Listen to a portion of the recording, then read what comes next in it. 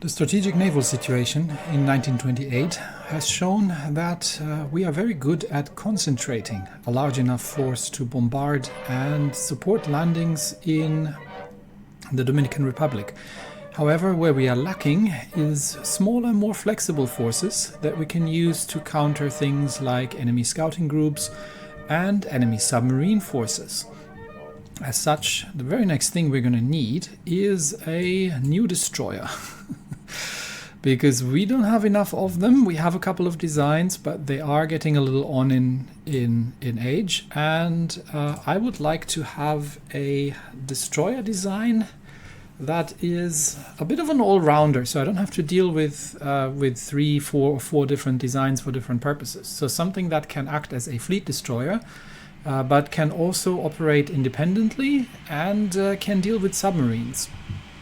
So let's see what we can. So we've got the standard destroyer from the modern destroyer line, or we have the destroyer leader. So let's see.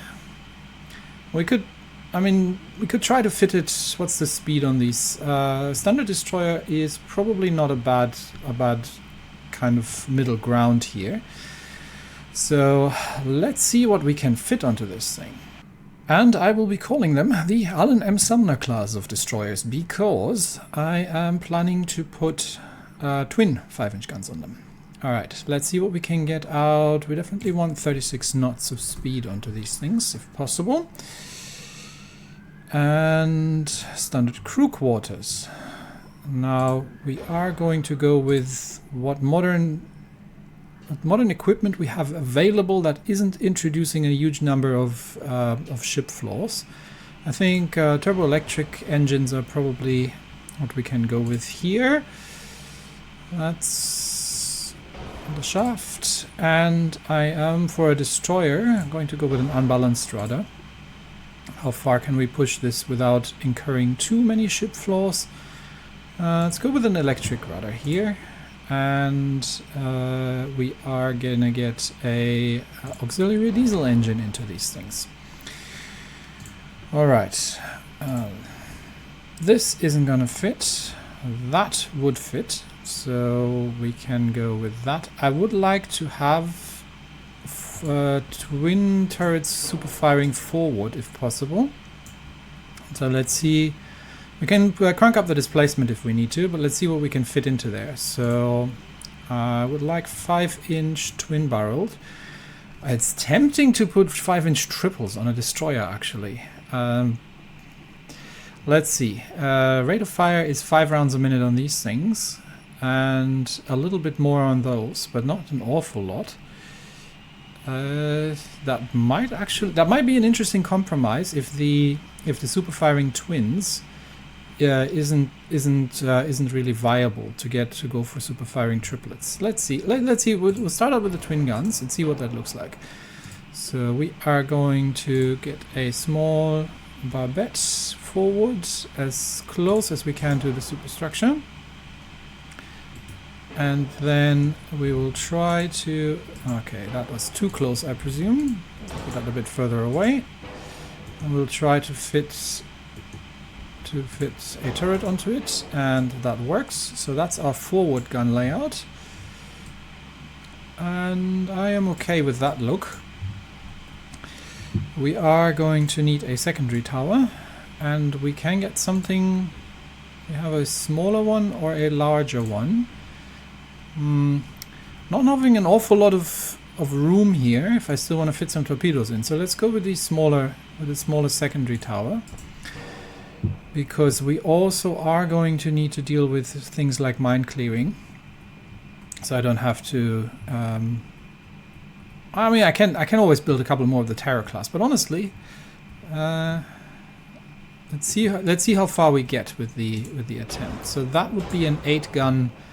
That would be an 8-gun destroyer, and we do need some funnels. So what is that going to look like? That is going to, a natural boiler is going to look pretty good actually, so we might even scale it down a little. And that works out. We just have to center it such that it balances out with the engine system, and then we can fit a quintuple deck torpedo launcher onto this thing. It'd be nice to have two of them, honestly, but I don't think we have the space for it. So let's see if we can make that thing a little bigger. At which point do we get a longer ship? Zoom out a bit. Displacement. There we go. So if we go up to 2,100 tons for this destroyer leader, push that forward, and push the funnel backwards a bit. We're still going to put torpedo launchers in, so second torpedo launcher, not the greatest angles, but we can push this one forward a bit. And there we go. Second torpedo launcher about here-ish. And then we can balance that out a little bit with the... I think that's doable. Not the greatest torpedo angles, but that would give us a relatively unstable destroyer. 107% engine efficiency, not the greatest. Maybe I can put the bigger funnel on after all. And that will do it like that.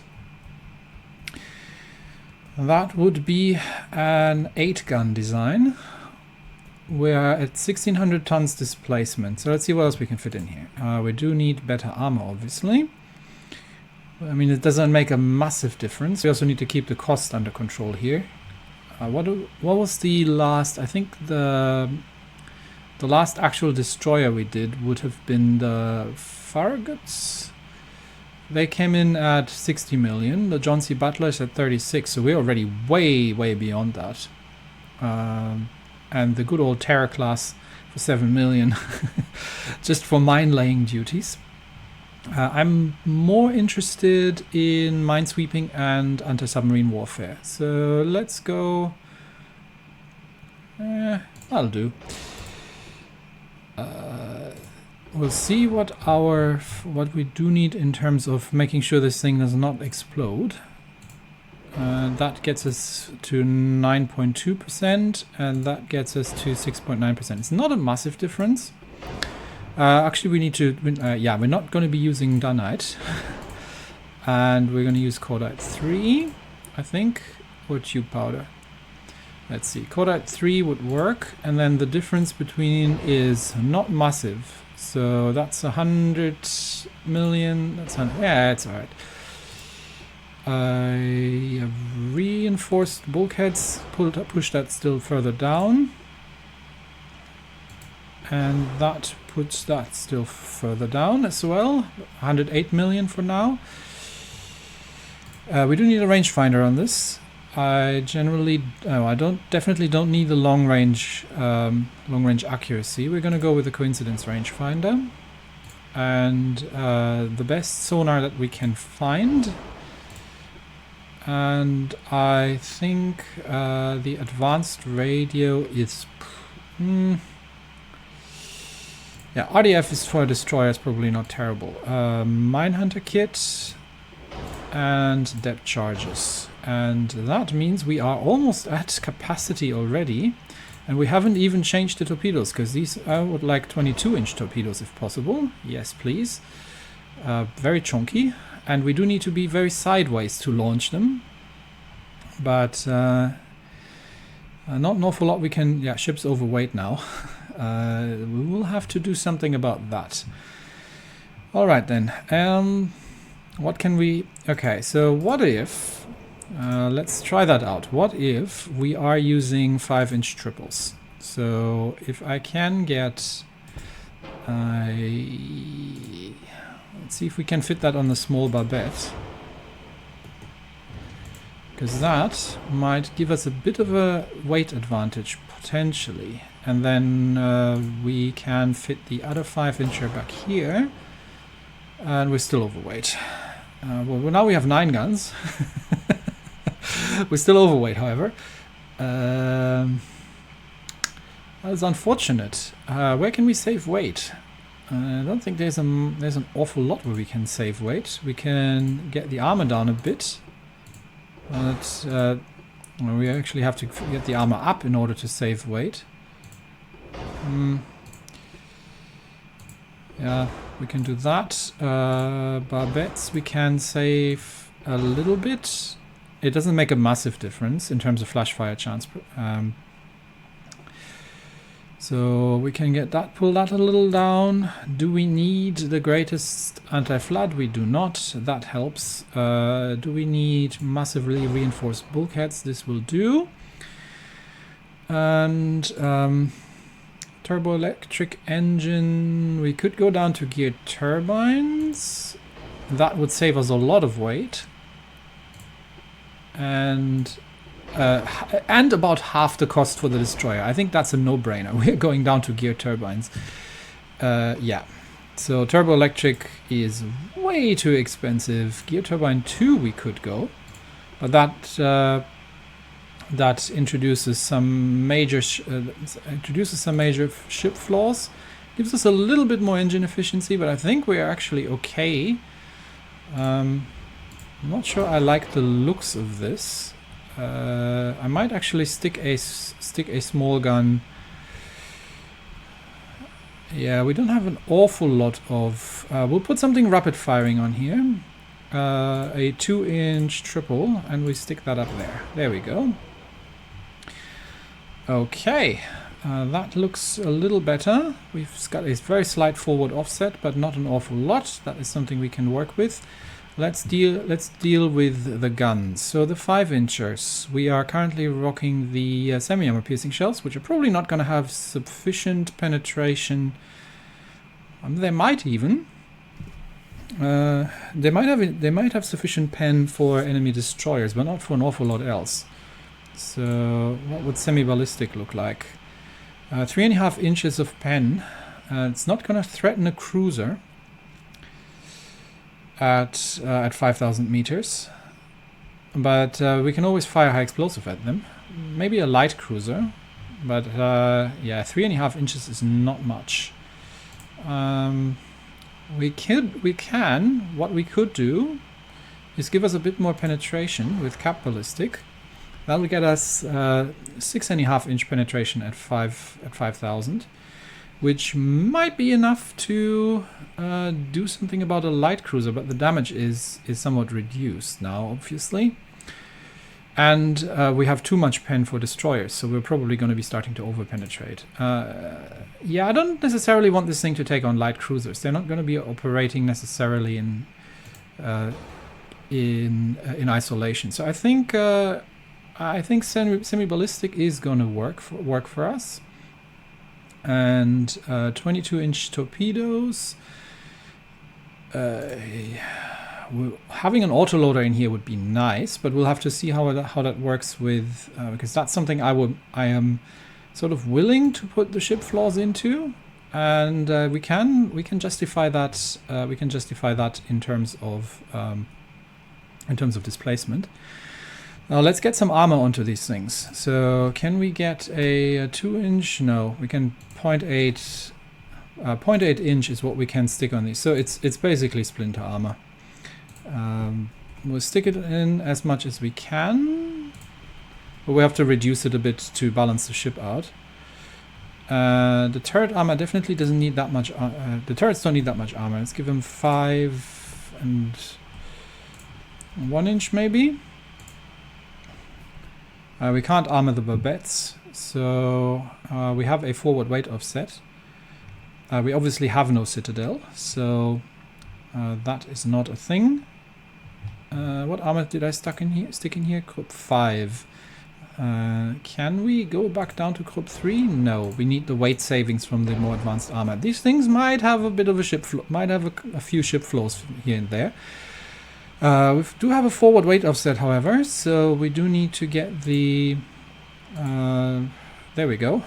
Forward deck armor's down to 0.6 inch. Yeah, we don't have armor, but I think that is a nice layout. I don't mind this layout. So we do have a.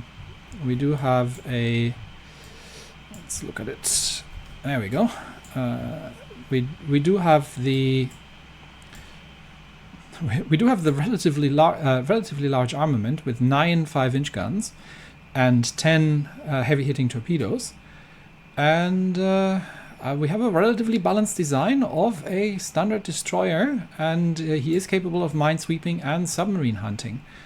Let's double check. I do need to make sure I am putting a standard ratio in. And we have the incendiary HE shells, so anything larger than a destroyer gets set on fire. Yes, I did put the depth charges in, and we've got the ammo detonation. Flash fire chance is down to 2.4%, so that should work. And we've got a decent amount of anti-submarine warfare. We don't have radar because radar is not yet invented, but I think with 71 million, that is a reasonable design. And this shall become the new standard fleet destroyer. So tasks are going to be fleet escort and also independent operations, together potentially with light cruisers against submarines and minefields. So for that, we have the Alan M. Sumner class of modern destroyer. Save that design, and I am going to need myself a lot of them. So 2,100 tons design displacement. Let's see how many we can actually build. And we actually have the shipyard capacity, to be honest. Given that we've been upgrading the shipyards the whole time, we have 300,000 tons of capacity. So we can build.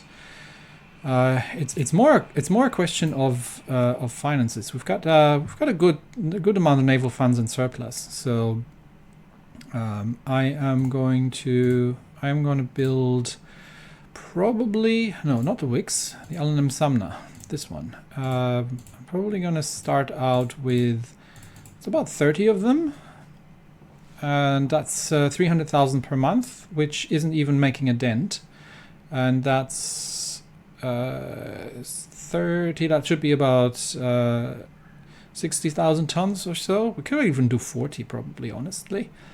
Let's do 40. 40 destroyers, go. And that, that is still within funds. Shipyards are not even saturated, and we are going to replace the older design. So I'm going to get rid of. I'm going to start decommissioning those because we'll remove the old designs once they're done, but we will start decommissioning the old destroyers. So until then, we'll have to deal with our lack of light forces to counter the swarming of enemy ships. But we have multiple land battles currently happening. We are invading southern Colombia, just to join our forces here. The British are invading Venezuela, so we'll see if we can hold that. And the British are also invading Honduras, or trying to connect their territories there in South America. So this is all something we'll have to do something about. But first of all, we are dealing with the Dominican Republic, where the British are running an offensive.